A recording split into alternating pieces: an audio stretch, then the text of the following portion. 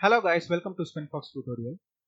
After logging to your dashboard, the first thing you must do is setting up your system. You can set up your system by going through the configuration settings. Before setting up, I highly recommend you to check the documentations. You can see the documentation link on the top right corner. I already opened the documentation page. In the documentation page, you can see an initial setup. You need to do the initial setup before starting SpinFox. You need to add all the parameters before starting. To make it more easier, we put a procedure. You need to follow this procedure step by step to make your system work properly. First, we add income and expense type, second payment method, third product unit, fourth tax, and so on. The final setting is company settings. Always follow the step one by one. Okay, let's get started.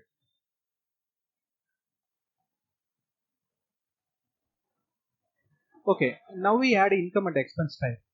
Income and expense is our first step. We can add our expenses.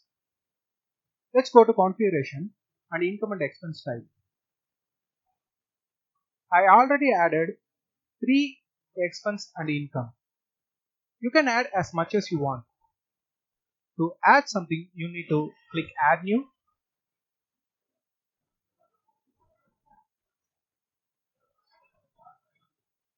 I am adding services as an income.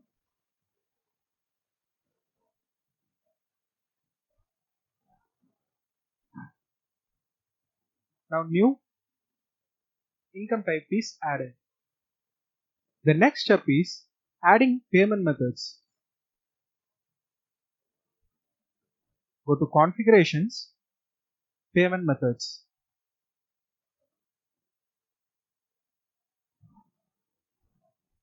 I'm going to add a 2 method. One is check and the other one is online.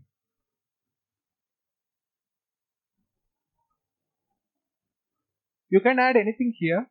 I'm just doing only 2 just for this tutorial purpose. Next one is product unit. The product unit is basically how is your package called. For example, your unit is kg or a liter. If you are selling oil, then your product unit is liter, right?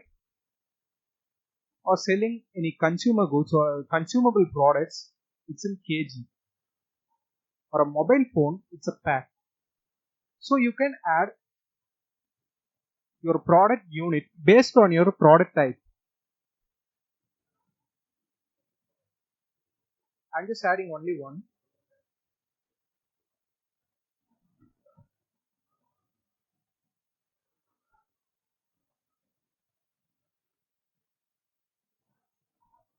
One more. I call it as bundle.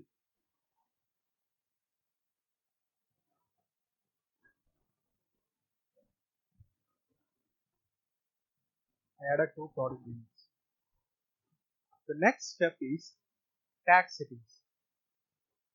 You need to set up your tax and its percentage. Just go to configuration, tax settings.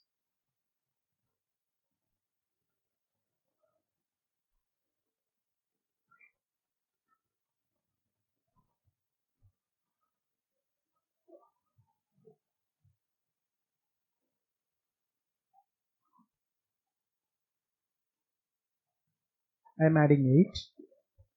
You can choose the type of the tax. Is it fixed or percentage? Most of the time percentage. And save. Okay, now our tax is added. The next step is access control. Access control is mainly for setting permission for your staff members. You can add your staff members by going to employees, add new. You can fill out their email ID and password. Then you can click add to create your new staff member. So let's fix a role for our staff members. Go to configuration and click access control. Okay, this is your access control.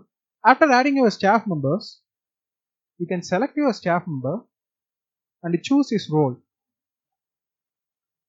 Can he create a group?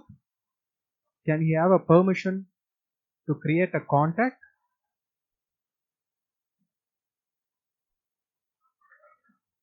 Is your staff can add a vendor, add a product? You can set permissions for anything. Then save permission. After saving, when your staff log on to the system, they can see these all options which is permitted to use. So the next option is email template. You can go to configurations and select email template. You can add as many templates as you want. For example, order creation template, thank you template, and anything you want. Our next step is bank and cash accounts. Choose an account title which is your bank name and the initiation of your account number, current balance of that account, and click save. Okay. Let's go to bank accounts and add new account. You need to add an account title. So I'm adding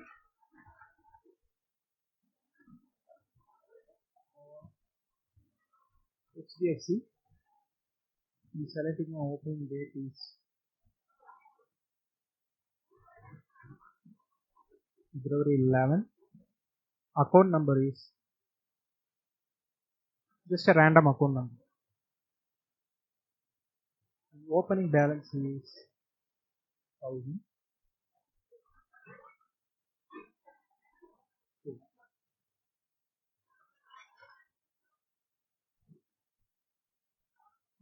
Okay. Now our bank account is added. We can check our account in list accounts. Okay. This is our account title, our opening date, account number, and account balance. You can always edit this using the action menu. Edit, view, and delete. Our next step is company settings. Go to configuration. Under company settings, you can add our company.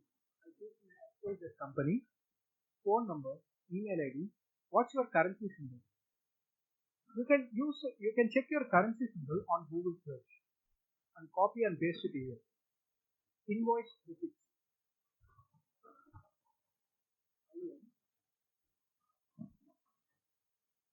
This is the next invoice number. For example, if you add an invoice prefix and the next invoice number, when you create an invoice, it will be the invoice number will be IN underscore 1001, and the next invoice will be IN underscore 1002. You can add your first number and invoice prefix here. You can choose anything you want. It may be a 9000 or your invoice prefix may be PR underscore. Similarly, you need to choose an quotation prefix and quotation number. I'm using IN for invoice and EN for quotation. I'm selecting my bank.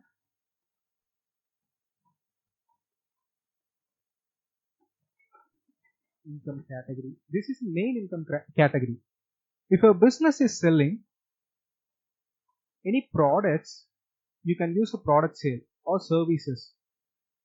Whatever you choose, your main income, you can select here. This is a default income. If you not selected anything, it takes product sales as a default income.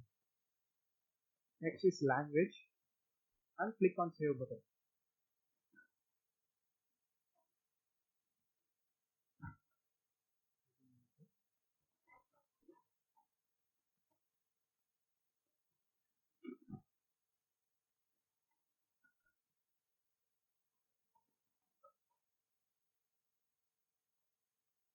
Okay. Now the general settings is saved.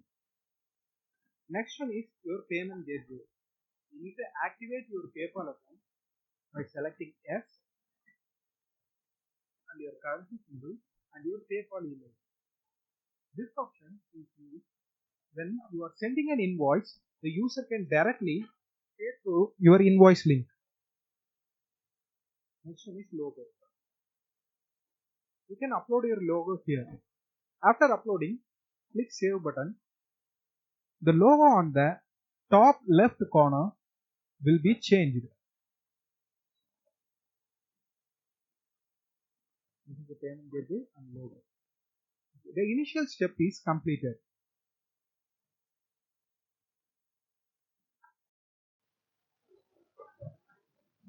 After the initial setup, the next thing is adding customers, orders, employees, list.